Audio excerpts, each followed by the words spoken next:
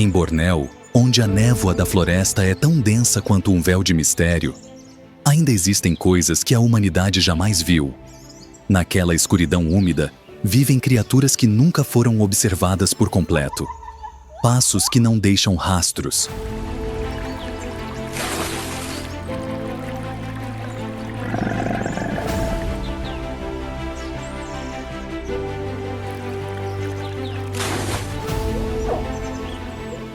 Chamados que ecoam e desaparecem como se nunca tivessem existido. E batalhas silenciosas pela sobrevivência que acontecem longe de qualquer olhar humano.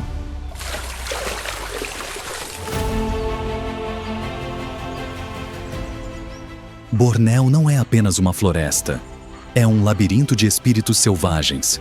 Um lugar onde mistérios antigos continuam esperando. Esta é uma jornada para descobrir aquilo que o mundo inteiro deixou passar. Um universo escondido sob um dossel de folhas sombrias.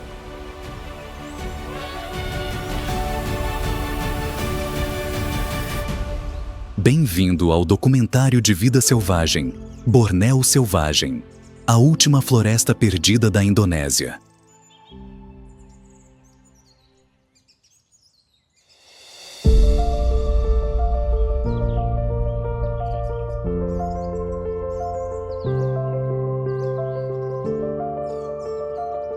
Sob uma copa tão densa que a luz do sol se reduz a fios dourados perdidos, Bornéu surge como um labirinto verde profundo com mais de 746 mil quilômetros quadrados. A terceira maior ilha do planeta e guardiã de um dos ecossistemas mais antigos da Terra, com 40 milhões de anos.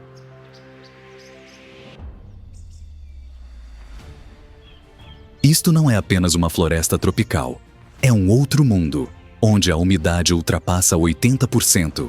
A névoa se agarra a cada folha como almas errantes, e cada passo pode despertar um segredo adormecido desde os primórdios da criação.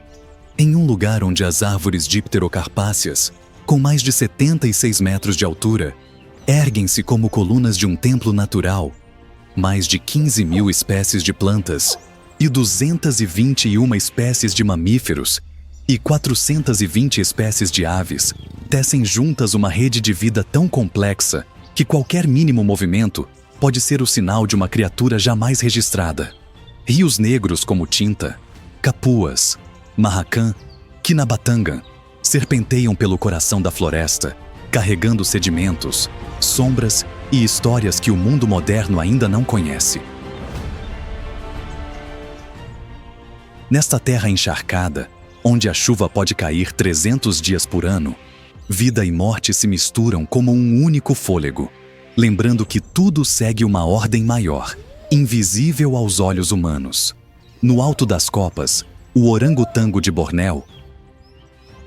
Sob a lama escura, crocodilos de água salgada com mais de 5,5 metros espreitam, e precisando apenas de uma ondulação para marcar o fim de uma existência. Nas planícies alagadas dos rios, os elefantes pigmeus de Bornéu, gigantes dóceis com apenas 1,5 a 1,8 metro de altura, avançam pela mata como sombras de antigas lendas. E sobre galhos cobertos de musgo, o leopardo nublado de Bornéu, um dos predadores mais enigmáticos da Ásia, lança seu olhar dourado através da escuridão, observando em silêncio o mundo abaixo. Bornéu não existe dentro das fronteiras do bem e do mal. Ele vive no ciclo eterno de uma floresta onde cada som, do vento atravessando as raízes ao canto dos gibões que ecoa por até 5 quilômetros, é um sinal de uma luta constante pela sobrevivência.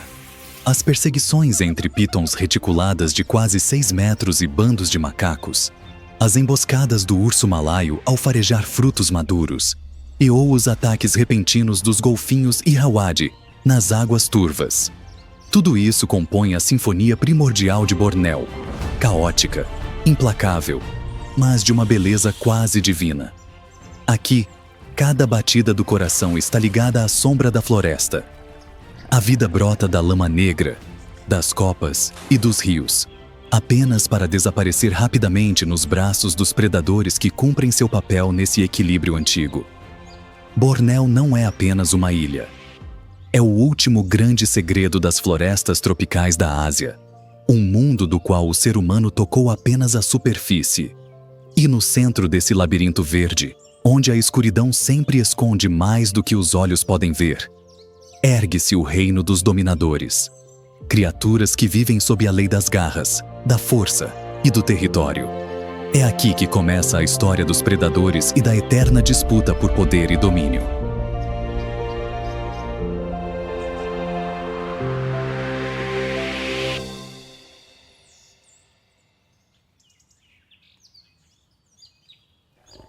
O leopardo nublado de Bornéu é um dos felinos predadores mais misteriosos do planeta. Uma criatura que a ciência moderna só começou a decifrar nas últimas décadas. Com um comprimento corporal entre 70 e 110 centímetros, cauda quase do mesmo tamanho, variando de 55 a 90 centímetros, e peso aproximado de 11 a 25 quilos. Ele não é o maior dos grandes felinos, mas possui características que o tornam um predador perfeito nas sombras da floresta tropical de Bornéu. Sua pelagem dourada intensa, marcada por grandes manchas em forma de nuvem, a assinatura biológica que lhe deu o nome de Clouded Leopard, funciona como uma camuflagem absoluta, fazendo com que cada passo se dissolva no mosaico de luz e sombra do subbosque. O corpo do leopardo nublado é uma verdadeira obra-prima da evolução. Ele possui um crânio incomumente grande e mandíbulas poderosas, com caninos que chegam a 4 centímetros, a maior proporção entre todos os felinos em relação ao tamanho do corpo, razão pela qual é frequentemente chamado de o fóssil vivo dos tigres dentes de sabre, como se carregasse uma herança antiga preservada pela própria criação. Os ossos das pernas são flexíveis e as articulações extremamente móveis permitem que ele escale troncos verticais cobertos de musgo e até se pendure de cabeça para baixo para emboscar a presa.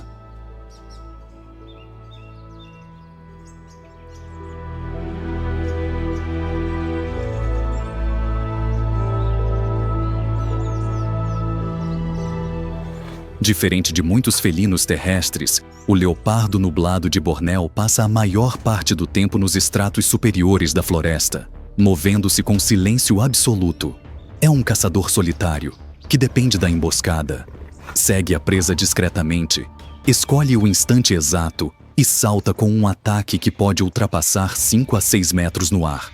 Um movimento rápido e preciso, como se cada salto tivesse sido calculado por uma ordem invisível da natureza. Sua dieta é variada: macacos de cauda longa, macacos porco, gibões, porcos espinhos, aves e, ocasionalmente, pequenos veados ou filhotes de javali.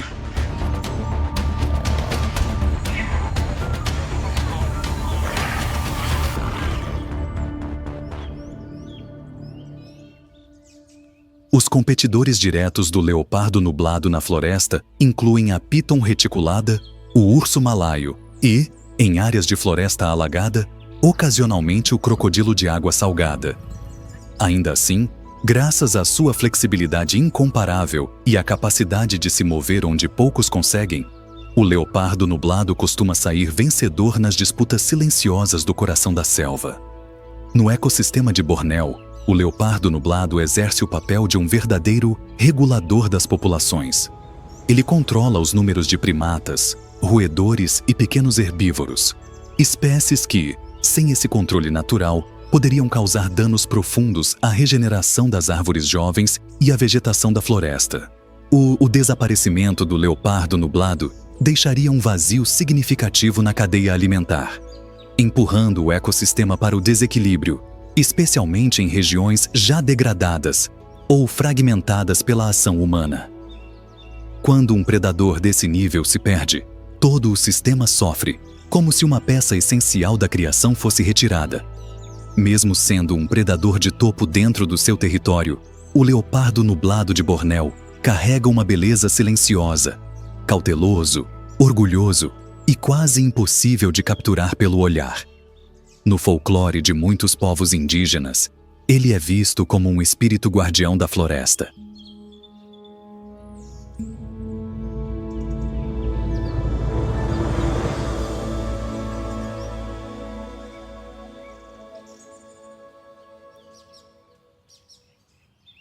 Na escuridão espessa das florestas tropicais do Sudeste Asiático, onde a luz do sol raramente alcança o solo e todo o movimento é engolido pela copa fechada, a Piton reticulada surge como uma força silenciosa. Conhecida cientificamente como Python reticulatus, ela é a serpente mais longa do mundo, uma máquina predadora primitiva, ao mesmo tempo paciente e implacável. Registros extremos indicam comprimentos de 9 a 10 metros, peso entre 100 e 160 quilos, um corpo espesso como um pilar e revestido por escamas douradas e negras entrelaçadas em padrões de rede complexos, de que a fazem praticamente desaparecer no fundo escuro e úmido da floresta.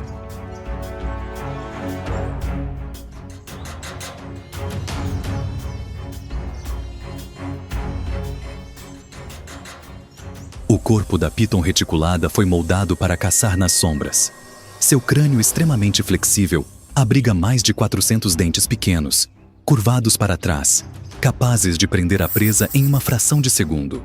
Ao longo dos lábios, fossas sensoriais especializadas detectam radiação infravermelha, permitindo que ela enxergue o calor, uma vantagem absoluta ao emboscar presas de sangue quente como macacos, javalis ou mangustos, mesmo quando tudo ao redor parece morto e imóvel, como se o mundo estivesse suspenso por um desígnio invisível.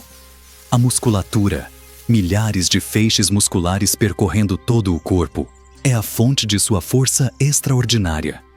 No momento da constrição, a pressão pode atingir 6 a 8 kg por centímetro quadrado e suficiente para interromper a circulação sanguínea em poucos segundos. Não há rugido, nem ataque espetacular. Apenas silêncio total, seguido por uma explosão súbita de violência inevitável. A Piton reticulada é uma mestra da emboscada. Permanece imóvel por horas, às vezes por dias, sob folhas em decomposição ou à margem dos rios, aguardando o instante exato. Quando um pequeno cervo ou um macaco desavisado se aproxima, o bote acontece em apenas 0,1 segundo, mais rápido do que o reflexo de qualquer outro animal da floresta. Diferente de muitos outros predadores, a Piton reticulada é igualmente eficiente em terra firme e na água. Nos rios barrentos de Bornéu, ela nada com suavidade, como uma faixa viva de seda, alcançando velocidades de 8 a 10 km por hora. Sob a superfície, seus padrões em forma de rede quase desaparecem, transformando-a em uma sombra negra invisível. Essa capacidade semiaquática permite à Piton reticulada acessar uma lista extremamente variada de presas: javalis, cervos-rato, macacos de cauda longa, macacos-porco, grandes aves noturnas, varanos, lagartos aquáticos e, ocasionalmente, até cães ou animais domésticos de vilarejos próximos à floresta. Em situações extremas, há registros de ataques também a seres humanos. Episódios raros, mas que reforçam o poder silencioso desse predador. Ao contrário de muitos caçadores que dependem da cooperação em grupo, a Piton reticulada vive de forma totalmente solitária. Cada indivíduo ocupa uma área de caça que pode se estender por dezenas de quilômetros quadrados, deslocando-se conforme a disponibilidade de alimento e o ritmo das cheias.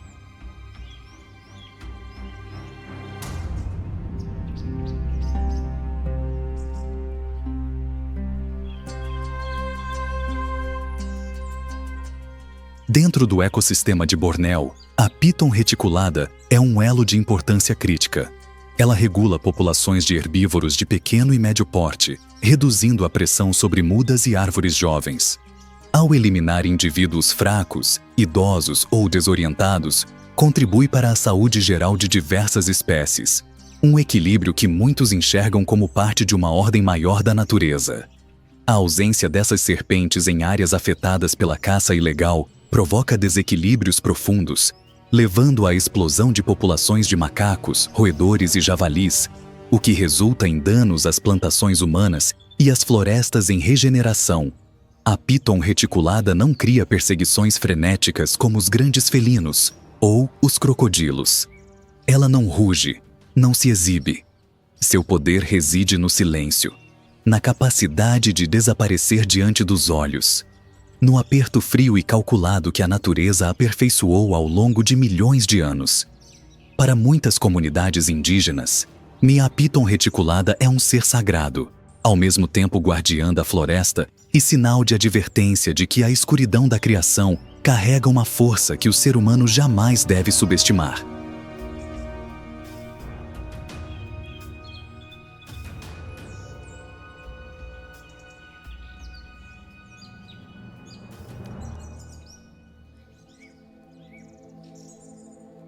Ainda assim, em uma floresta onde o soberano das sombras pode alcançar 10 metros de comprimento, existe outro guerreiro, menor, mais baixo, mas absolutamente destemido. Quando a noite cai e as camadas de folhas começam a vibrar com o cheiro de mel e frutos maduros, um adversário explosivo entra em cena: o urso malaio. Conhecido cientificamente como Elarctus malaianus, o urso malaio é a personificação da adaptação perfeita à floresta tropical do Sudeste Asiático. Baixo, rápido, musculoso e profundamente imprevisível. Um adulto mede apenas cerca de 70 centímetros de altura quando anda sobre 4 patas e pesa entre 25 e 65 quilos, e o que o torna o menor urso do mundo. Mas é justamente esse tamanho que se transforma em vantagem. O corpo curto e compacto, aliado a membros anteriores extremamente fortes, permite que ele escale árvores com mais agilidade do que qualquer outro urso. A pelagem negra e áspera marcada por uma mancha peitoral em forma de sol, de tom amarelo alaranjado, característica que lhe rendeu o nome Sun Bear, surge como um símbolo enigmático no coração da mata escura. As garras curvas, com até 10 centímetros de comprimento e afiadas como foices, servem tanto para rasgar troncos em busca de larvas, quanto para a defesa contra inimigos.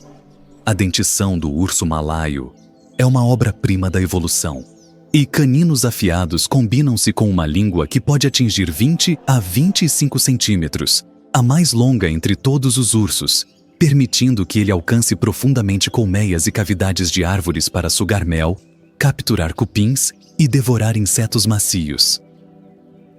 O urso malaio não é um caçador de perseguição veloz. Ele é um saqueador inteligente, que usa força e resistência para acessar praticamente qualquer fonte de alimento.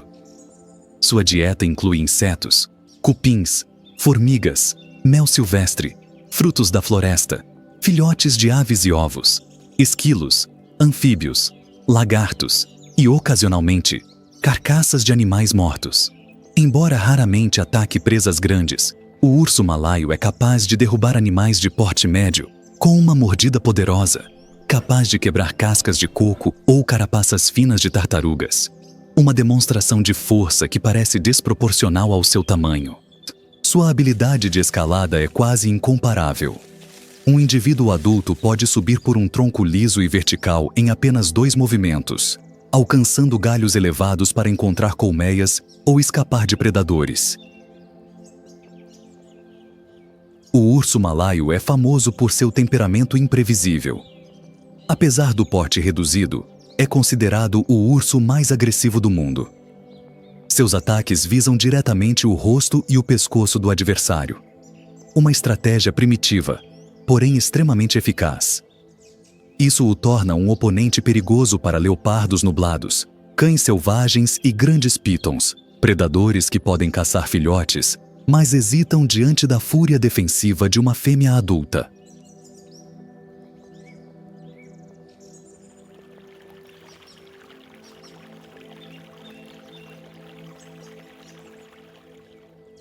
Apesar da reputação feroz, o urso malaio é um elo vital do ecossistema da floresta tropical. Ele ajuda a controlar populações de cupins e insetos, dispersa sementes ao consumir frutos silvestres, abre cavidades em troncos que se tornam abrigos para aves e répteis e mantém a diversidade biológica ao buscar alimento em todos os níveis da floresta. O urso malaio é como um jardineiro invisível, raramente visto em ação, mas do qual toda a floresta depende. Para muitos, seu papel silencioso lembra que a criação se sustenta não apenas pelos grandes dominadores, mas também por aqueles que trabalham ocultos, longe de qualquer reconhecimento. Hoje, o urso malaio enfrenta um declínio severo devido ao desmatamento, à caça por mel e garras e ao comércio ilegal de animais silvestres. Em várias regiões de Bornéu e Sumatra, e ele já desapareceu de florestas que um dia foram seu território ancestral. Mesmo assim, em números cada vez menores, o urso malaio ainda carrega a força primitiva da selva. Ele é o rosnado baixo na escuridão, o par de olhos luminosos que atravessa o dossel fechado, um lembrete de que a floresta de Bornéu abriga guerreiros pequenos, porém indomáveis, e que, se eles desaparecerem, nada permanecerá como antes. Mas, embora o urso malaio possa dominar o subbosque com explosões de fúria e coragem,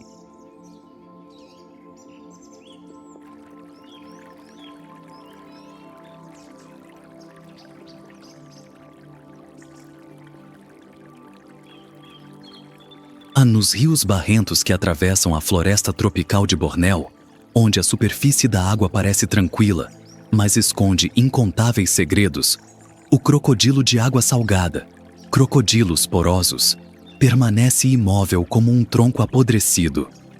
Mas basta um único erro da presa para que toda a água exploda em violência. Este não é apenas o maior réptil do planeta. É um mestre absoluto da emboscada, um vestígio vivo da era dos dinossauros e o terror silencioso de qualquer criatura que se aproxime da margem. Um crocodilo de água salgada adulto pode atingir 5 a 6 metros de comprimento. Em casos excepcionais, chegar a 7 metros, com peso superior a 1.000 quilos. Sua pele espessa, semelhante a uma armadura, é reforçada por escudos ósseos.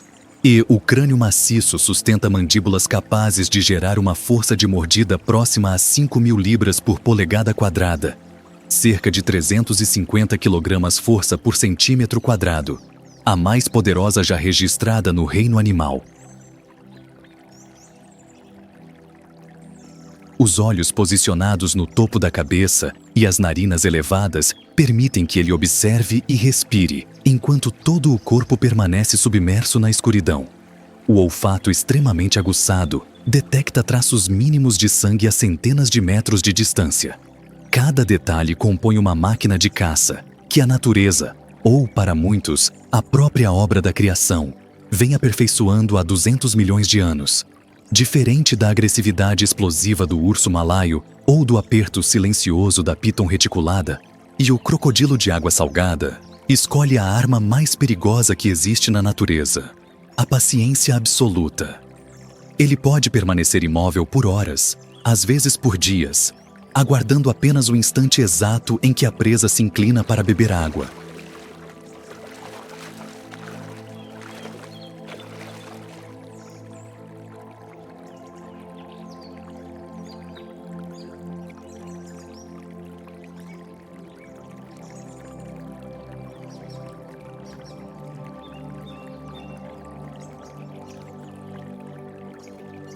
Um momento breve, quase imperceptível, em que o destino é selado sem aviso, como se a própria selva estivesse observando em silêncio. Nenhuma criatura que entra no alcance de ataque desse predador tem chance de sobreviver. O crocodilo de água salgada é implacável. Machos adultos costumam dominar trechos inteiros de rios, pântanos ou estuários que se estendem por dezenas de quilômetros quadrados. Qualquer outro crocodilo que ouse invadir esse território pode ser atacado até a morte. Não há tolerância, apenas a lei absoluta da força. Nos confrontos com outros grandes predadores, como o urso malaio ou a piton reticulada, sua vantagem está sempre na água.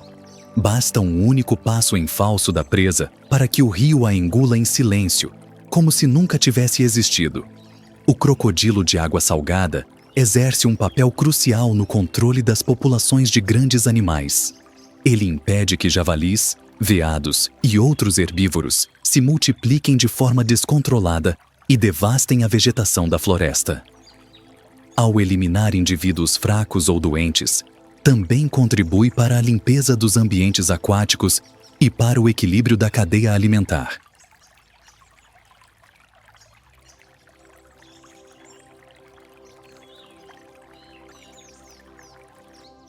Mas, em meio aos confrontos marcados por sangue e violência da selva, existe ainda um outro mundo, mais suave, mais delicado, mas não menos implacável.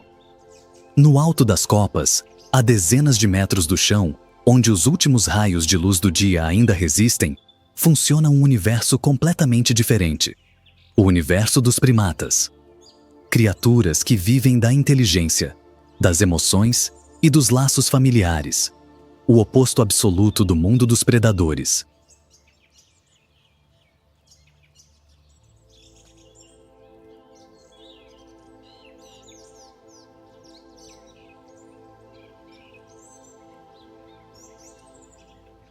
Nesse cenário, o macaco narigudo surge como um símbolo único. Conhecido cientificamente como Nasalis larvatus, é um primata exclusivo de Bornéu, famoso pelo nariz exageradamente grande dos machos, pela pelagem vermelho-terrosa e por um comportamento quase cômico, que o transformou no verdadeiro rosto das florestas alagadas do Sudeste Asiático. Machos adultos pesam entre 20 e 24 quilos, quase o dobro das fêmeas, e exibem um nariz que pode chegar a 10 centímetros de comprimento, pendendo como uma banana madura. Esse nariz não é um detalhe curioso por acaso. Ele serve para atrair fêmeas e amplificar os chamados do grupo, que ecoam pela floresta ribeirinha como o som oco de tambores batendo na madeira, uma declaração de território e, ao mesmo tempo, um convite reprodutivo. O abdômen volumoso, semelhante a um tambor, abriga uma microbiota especializada capaz de digerir folhas jovens, frutos verdes e plantas ricas em celulose, alimentos difíceis de processar, mas abundantes nos pântanos. Pernas longas, braços fortes e uma cauda clara de 65 a 75 centímetros permitem que esses primatas se desloquem entre galhos com a leveza de dançarinos, apesar do corpo relativamente pesado. Se o leopardo nublado domina as copas e a piton reticulada governa o solo escuro, o macaco narigudo é o senhor dos rios. Mais do que saber nadar, ele é considerado o melhor nadador entre todos os primatas. Possui membranas finas entre os dedos que aumentam o impulso na água. Consegue saltar das árvores diretamente para o rio, a partir de alturas de 10 a 15 metros, e nada rápido o suficiente para escapar até mesmo do crocodilo de água salgada. Altamente sociais, os macacos narigudos vivem em grupos de 10 a mais de 30 indivíduos, geralmente compostos por um macho adulto, várias fêmeas e filhotes. Grande parte do dia é dedicada a comer folhas das margens dos rios, tomar sol nos galhos, cuidar uns dos outros, brincar e até treinar saltos. Entre as fêmeas, os laços são especialmente fortes. Elas cooperam na criação dos filhotes, aí alertam umas às outras diante de perigos e formam subgrupos que funcionam como verdadeiras famílias ampliadas. Essa organização lembra que, mesmo na selva, a sobrevivência muitas vezes depende da união, um princípio tão antigo quanto a própria vida. Fisicamente, porém, o macaco narigudo não é um combatente poderoso. Ele é alvo constante de predadores. O leopardo nublado nas copas, a piton reticulada nas emboscadas terrestres e o crocodilo de água salgada durante as travessias dos rios. Ao menor sinal de perigo, emitem um chamado de alarme, um som semelhante a um buzinar. E todo o grupo dispara em direção às árvores mais altas. Esses momentos geram algumas das cenas de caça mais tensas de Bornéu. Saltos desesperados de 7 a 8 metros sobre vazios mortais, cada movimento uma tentativa de escapar do destino. Os machos jovens, ao atingirem a maturidade, são forçados a deixar o grupo e buscar formar um novo, uma jornada perigosa, na qual se tornam presas fáceis. Ecologicamente, o macaco narigudo é essencial. Ele dispersa sementes de plantas dos pântanos, controla a vegetação das margens dos rios e ajuda a manter a estrutura da floresta ao consumir espécies vegetais dominantes. Sua ausência permitiria que plantas ribeirinhas crescessem sem controle, afetando outros níveis da floresta e desequilibrando todo o sistema. Para muitas comunidades indígenas, o macaco narigudo é ao mesmo tempo cômico e sagrado. associado a antigas histórias sobre espíritos da floresta que protegem as águas. Na cultura popular, tornou-se um dos símbolos mais singulares de Bornéu, curioso, amistoso, mas surpreendentemente resiliente diante do perigo.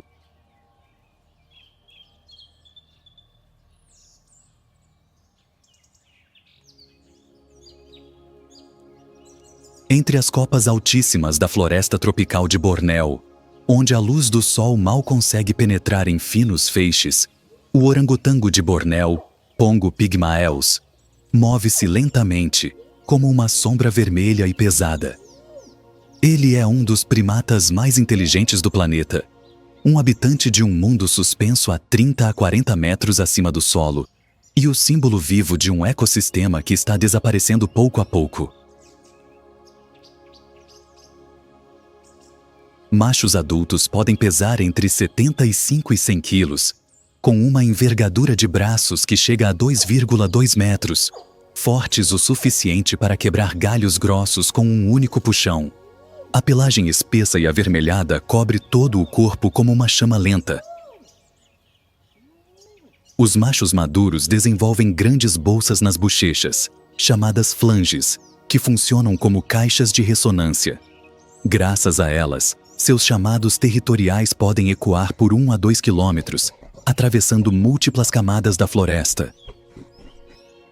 Diferente de outros primatas sociais, o orangotango é o mais solitário entre os grandes símios. Ele passa cerca de 90% da vida nas árvores, deslocando-se com seus longos braços por galhos flexíveis, confiando apenas na habilidade e no equilíbrio e em uma paciência que parece ter sido concedida desde o nascimento. A razão dessa vida solitária é simples e implacável.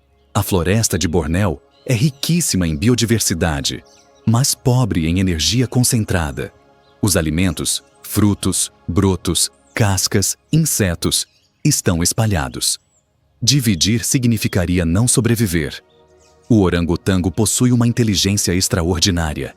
Ele usa folhas como luvas ao coletar frutos espinhosos ou mel, galhos como sondas para medir a profundidade da água, ramos como vassouras para afastar insetos, e constrói ninhos de dormir altamente elaborados nas árvores, um novo a cada noite.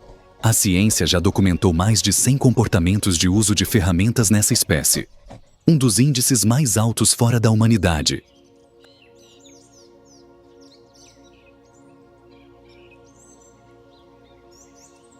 Raramente caçados, os orangotangos ainda enfrentam perigos quando descem ao solo ou ocupam copas mais baixas.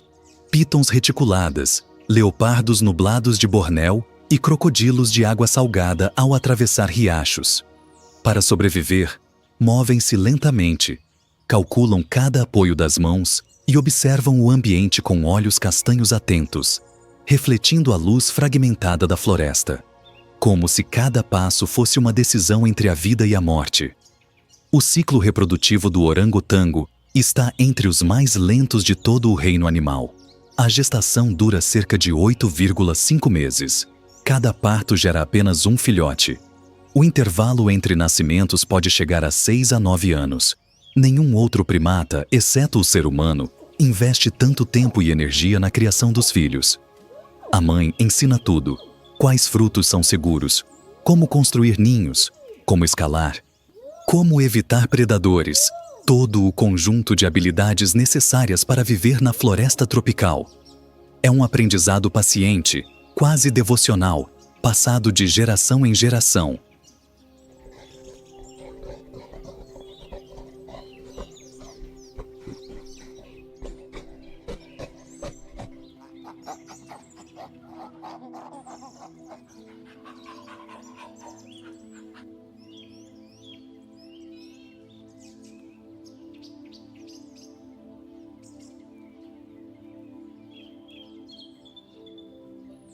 Se o orangotango é o filósofo silencioso das copas, o gibão de Müller é o artista do amanhecer.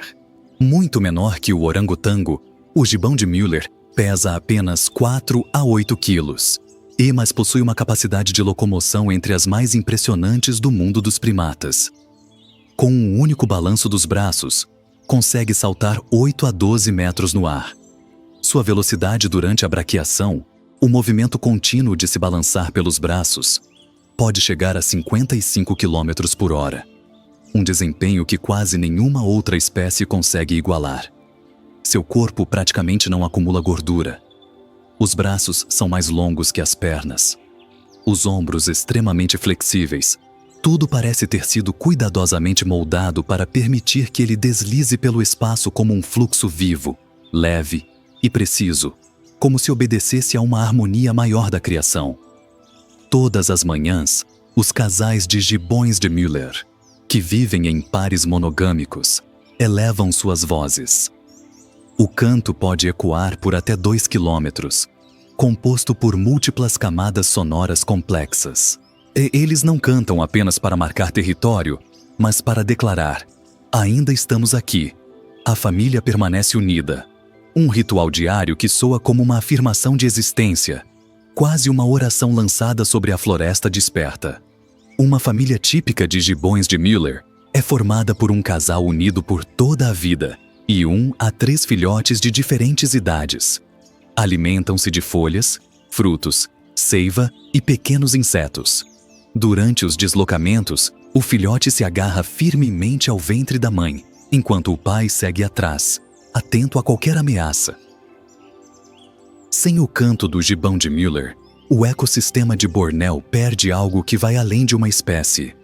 A floresta perde o batimento do coração da manhã, aquele som que anuncia que a vida continua, que a ordem natural ainda respira, e que nem tudo no mundo selvagem é silêncio ou violência. Mas, embora essas danças aéreas nas copas contem histórias de inteligência e de família, a floresta de Bornéu ainda guarda segredos muito mais profundos. Escondidos sob a camada espessa de folhas em decomposição, à sombra de árvores centenárias, vivem seres tão raros que até a ciência moderna mal conseguiu observá-los por um instante. Criaturas estranhas, antigas e quase invisíveis, existências silenciosas que determinam a saúde de toda a floresta.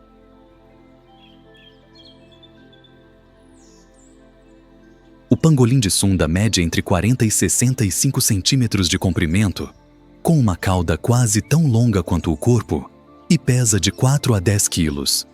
Seu corpo é coberto por 800 a 1000 escamas, e placas duras de queratina capazes de resistir até mesmo às presas de grandes predadores. Quando ameaçado, ele se enrola em uma esfera perfeita, e até pitons gigantes, ursos malaios ou leopardos nublados tornam-se impotentes diante dessa defesa primitiva.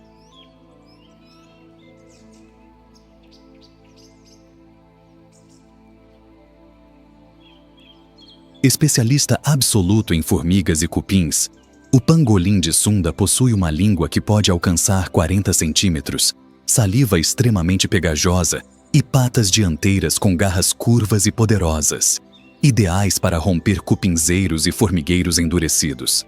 Vive de forma solitária, com hábitos noturnos, usando um olfato apurado para escutar o movimento dos insetos sob o solo. Em uma única noite, um indivíduo pode consumir mais de 70 mil formigas e cupins, evitando que esses insetos destruam a base viva da floresta. Paradoxalmente, este é o mamífero mais traficado ilegalmente do mundo. Em Bornéu, avistar um pangolim de Sunda em vida livre tornou-se tão raro quanto encontrar um fantasma.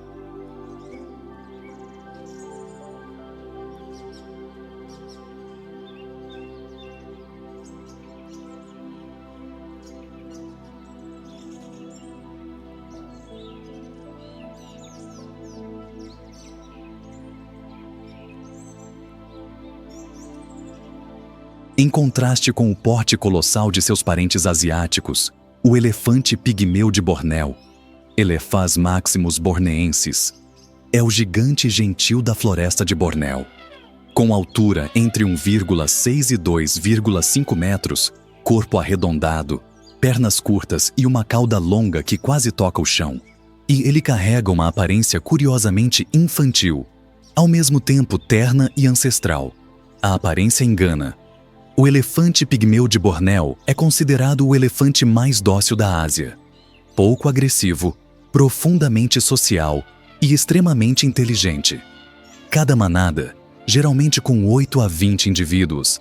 É liderada por uma fêmea mais velha, a matriarca, que decide rotas, fontes de água, locais de descanso e as estratégias para evitar áreas onde crocodilos ou grandes pítons possam estar à espreita. Sua liderança lembra uma sabedoria silenciosa, acumulada ao longo de gerações. As manadas avançam pela floresta como verdadeiros navios quebra-gelo. Elas abrem caminhos, permitem que a luz alcance o solo e criam condições para que novas plantas germinem. Um grupo pode percorrer até 30 km por dia, deixando para trás verdadeiras avenidas naturais usadas por dezenas de outras espécies. O esterco, rico em nutrientes, fertiliza o solo e acelera a regeneração da floresta. Ao consumir frutos grandes, os elefantes transportam sementes por longas distâncias, mantendo a floresta de Bornéu jovem, diversa e saudável, como se cumprissem um papel de guardiões da renovação. O paradoxo é cruel. Apesar de serem os maiores animais terrestres de Bornéu, os elefantes pigmeus são também dos mais vulneráveis. Em contraste com o porte imponente e a mansidão do elefante pigmeu de Bornéu, o javali barbudo de Bornéu, Sus barbatus, é um habitante astuto, inquieto e igualmente essencial ao ecossistema da floresta tropical. Com o focinho alongado, olhos vivos e atentos, e, sobretudo, a espessa barba branca que envolve o rosto, ele exibe uma aparência singular, metade selvagem, metade ancião benevolente. Mas por trás desse aspecto curioso, pulsa um instinto de sobrevivência extremamente forte. O javali barbudo mede entre 1,4 e 1,6 metros de comprimento e pesa de 60 a 120 quilos. A barba branca cai como cipós ao redor do focinho, enquanto uma faixa escura percorre o corpo dos ombros até os flancos. Seu andar é sempre apressado, o focinho constantemente pressionado contra o solo e vasculhando cada vestígio. As pernas finas, mais longas que as do porco doméstico, permitem que ele atravesse com agilidade o chão enraizado e lamacento da floresta, mais com a postura de um explorador incansável do que de um simples destruidor. Os javalis barbudos vivem em grupos de 5 a 50 indivíduos, podendo chegar a centenas durante as migrações sazonais. Cada grupo costuma ser liderado por um macho mais velho, reconhecível pela barba longa e pelos caninos desgastados pelo tempo. A comunicação ocorre por grunhidos graves, movimentos constantes da cauda e leves empurrões. Uma linguagem corporal compreendida apenas pelos membros do bando. Em deslocamento, formam um fluxo contínuo sobre o solo da floresta, lembrando uma antiga procissão de viajantes guiados por um destino comum. O javali barbudo de Bornéu é o único porco do mundo a realizar migrações de centenas de quilômetros. Ele segue o calendário invisível da floresta, acompanhando os ciclos de floração e frutificação. Quando os frutos amadurecem, os bandos surgem como se tivessem sido chamados. Quando a estação termina, desaparecem novamente, como sombras silenciosas, um movimento que muitos veem como parte de uma ordem maior que governa a vida da selva. Essas jornadas ampliam a dispersão de sementes, criam trilhas usadas por outras espécies e ajudam a equilibrar a oferta de alimento na floresta. Ao revirar o solo em busca de raízes, vermes e fungos, os javalis aeram a terra. Ao consumir frutos caídos, transportam sementes por dezenas de quilômetros através do sistema digestivo, mantendo a floresta jovem, dinâmica e diversa. Apesar de ágeis e resistentes, os javalis barbudos são extremamente vulneráveis às transformações causadas pelo ser humano.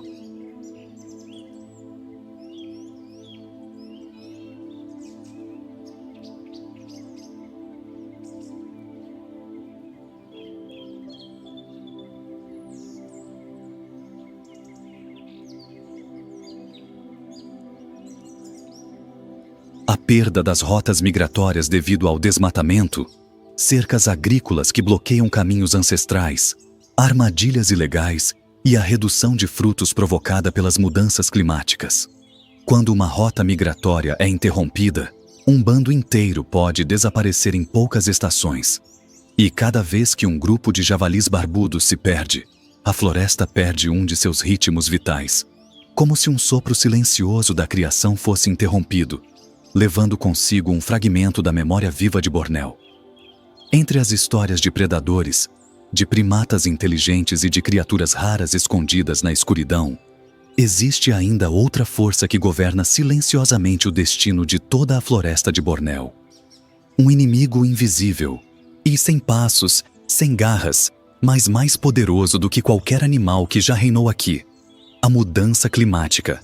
Ela não salta da água como o crocodilo, não aperta como a grande píton, não espreita como o leopardo nublado.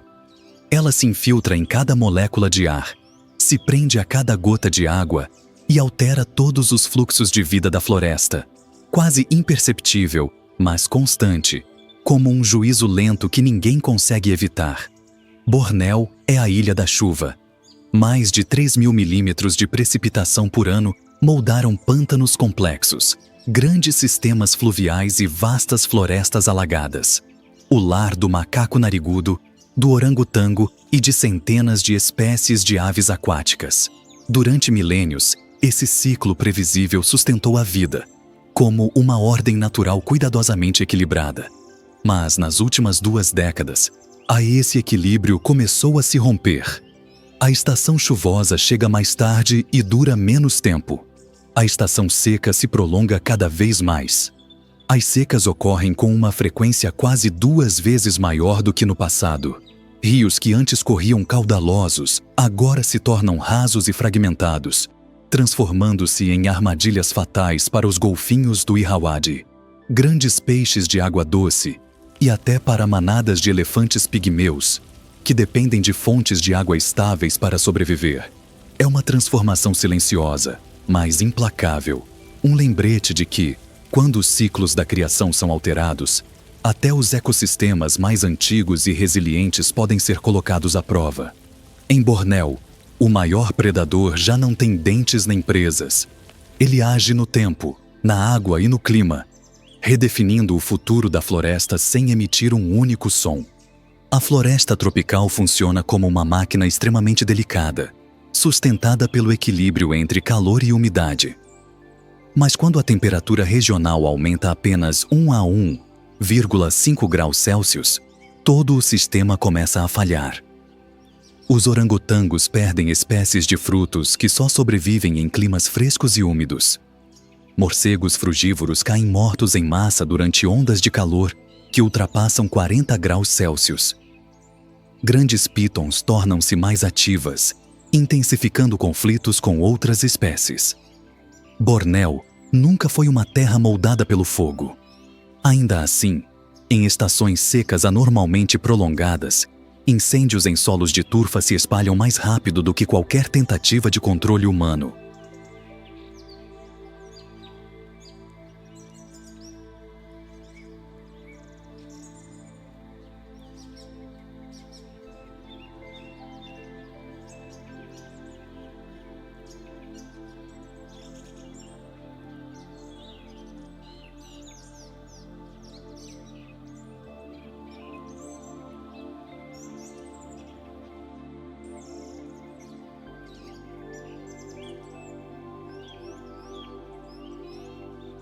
Em alguns anos, mais de 1 milhão de hectares foram consumidos em uma única temporada.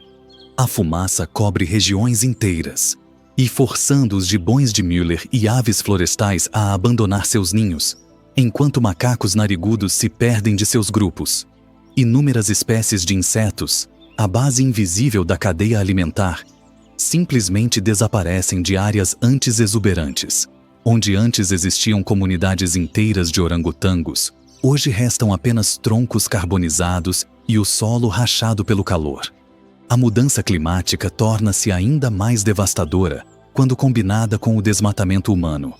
À medida que a floresta é fragmentada em ilhas isoladas, orangotangos perdem corredores de deslocamento. Leopardos nublados ficam sem território, aumentando disputas e competição por alimento. Pangolins de Sunda deixam de ter refúgios seguros para se reproduzir. Elefantes pigmeus de Bornéu são forçados a atravessar áreas agrícolas, elevando drasticamente os conflitos com humanos. Uma floresta fragmentada não perde apenas área. Ela perde a capacidade de se curar. Houve um tempo em que a floresta de Bornéu despertava com o canto dos gibões ecoando pelos vales. Hoje, em regiões já feridas, o amanhecer chega em silêncio. Não há mais cantos. Não há o farfalhar das folhas sob o peso dos orangotangos. Não há o mergulho súbito dos macacos narigudos atravessando os rios. Esse silêncio não é paz. Na natureza, ele é o sinal mais perigoso de todos, como se a própria criação estivesse prendendo a respiração, advertindo que algo essencial foi quebrado. E ainda assim, a floresta não perdeu a esperança. Bornéu continua sendo um dos maiores pulmões verdes do Sudeste Asiático, armazenando bilhões de toneladas de carbono e ajudando a regular o clima de toda a região. E ela ainda sustenta as últimas populações de orangotangos, as manadas gentis de elefantes pigmeus, as sombras enigmáticas dos leopardos nublados e as redes de rios que mantêm o ritmo de vida de milhares de espécies. E sempre que uma grande chuva cai, sempre que uma muda rompe a camada de folhas em decomposição, a floresta parece sussurrar: ainda estou aqui, mas preciso de tempo para me curar.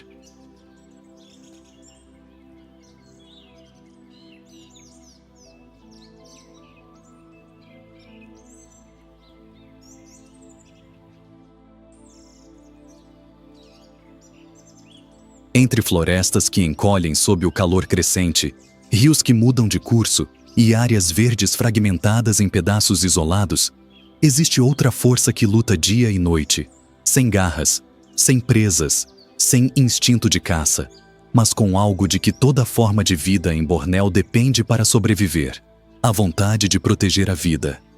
Esta é a história da conservação em Bornéu. Uma jornada urgente e frágil que ainda acende esperança e que muitas vezes se encontra a apenas uma geração da extinção. Nas florestas de Sabah e Kalimantan, os guardas florestais, muitos deles nascidos nas próprias comunidades à beira da mata, tornaram-se a primeira linha de defesa da natureza.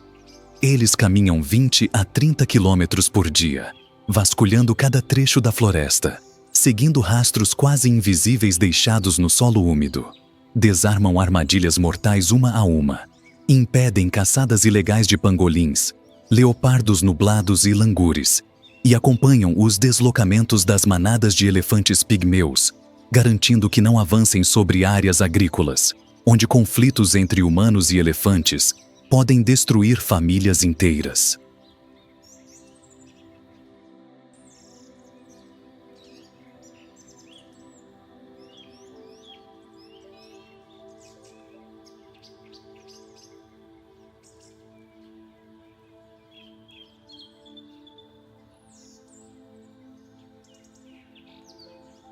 O inimigo que enfrentam não tem presas nem garras. É a linha tênue entre existir e desaparecer para sempre. Em meio a áreas devastadas por exploração e incêndios, conservacionistas constroem algo capaz de salvar ecossistemas inteiros, corredores ecológicos, faixas de floresta com apenas algumas centenas de metros de largura, mas que podem definir o destino de uma espécie. Para o orangotango de Bornéu, um corredor florestal de 300 a 500 metros pode significar a diferença entre uma população que se recupera ou um grupo isolado condenado ao desaparecimento em poucas gerações. Esses corredores verdes também são rotas vitais para que leopardos nublados encontrem presas, elefantes pigmeus preservem antigas rotas migratórias, macacos narigudos ampliem áreas de reprodução e pangolins de Sunda encontrem refúgio longe das armadilhas. Quando fragmentos de floresta voltam a se conectar, o ecossistema inteiro parece respirar novamente, como se a própria criação tivesse recebido uma segunda chance. E, espalhados pela ilha, existem centros de resgate, lugares onde a esperança é cultivada dia após dia. Orangotangos de Bornéu chegam como verdadeiros órfãos, às vezes com menos de 6 meses de idade, agarrando-se às luvas de seus cuidadores como se estivessem se prendendo à mãe pela última vez. Ali, eles reaprendem tudo o que a floresta ensinou a seus ancestrais: escalar, reconhecer frutos, construir ninhos, se defender de predadores. Um único indivíduo pode levar 8 a 10 anos até estar realmente pronto para retornar à vida selvagem.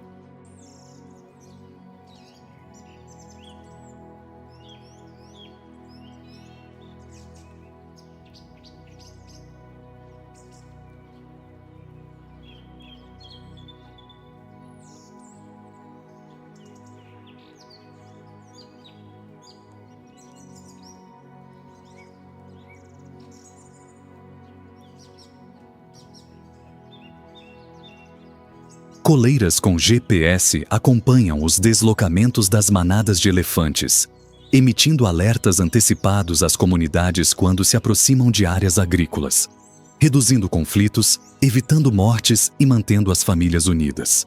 E pangolins de Sunda resgatados do tráfico ilegal são tratados com cuidado extremo, escama por escama, ferimento por ferimento, antes de serem devolvidos a florestas livres de armadilhas e de ameaças invisíveis. Armadilhas fotográficas funcionam 24 horas por dia, registrando os raros deslocamentos do leopardo nublado de Bornéu, permitindo mapear territórios e criar novas áreas de proteção. Cada animal que retorna à floresta representa uma pequena vitória. Mas nesta corrida contra o tempo, cada vitória vale como um milagre. Para os povos Dayak, a floresta nunca foi apenas um espaço biológico. Ela é a casa dos ancestrais, a fonte do mel, das plantas medicinais, dos peixes de riacho e das histórias antigas que ainda vivem entre as árvores.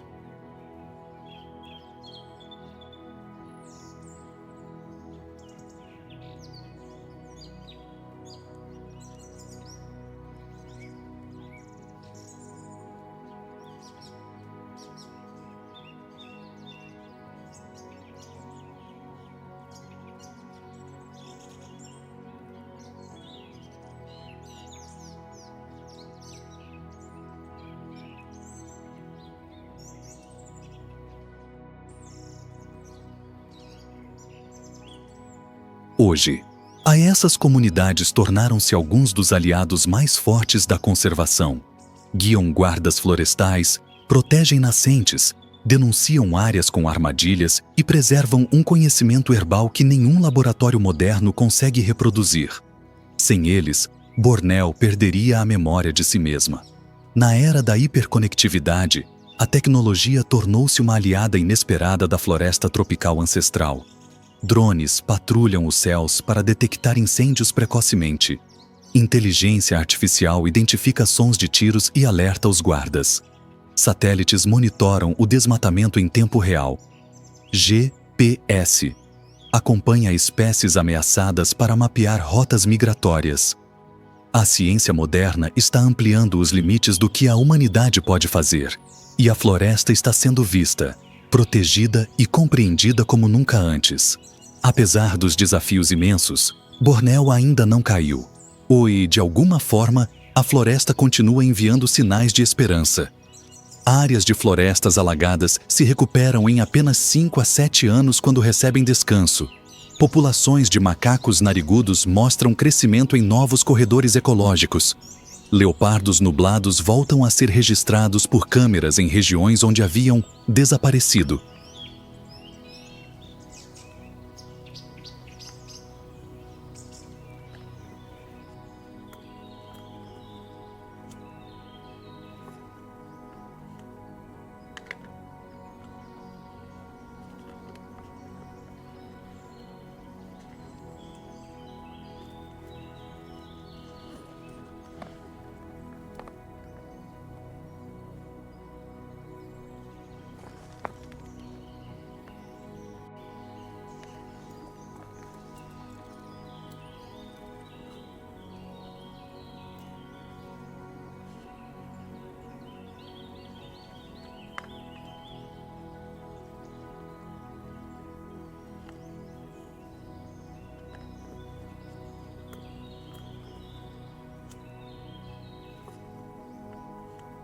Manadas de elefantes pigmeus se estabilizam graças aos sistemas de alerta. Crianças Dayak aprendem sobre conservação desde os primeiros anos de escola. Bornéu ainda não venceu, mas a floresta está lutando. Ainda há o canto dos gibões de Müller a cada amanhecer. Ainda há sombras vermelhas de orangotangos balançando nas copas. Tudo isso é um lembrete de que a natureza continua tentando sobreviver. E nós precisamos lutar ao lado dela. Se agirmos a tempo, podemos salvar Bornéu e salvar a nós mesmos. E ajude a manter essas histórias vivas. Curta o vídeo, compartilhe esta jornada de vida e morte da Ona Wild e inscreva-se no canal para caminhar conosco pelos próximos documentários, onde a natureza ainda encontra forças para contar suas últimas histórias.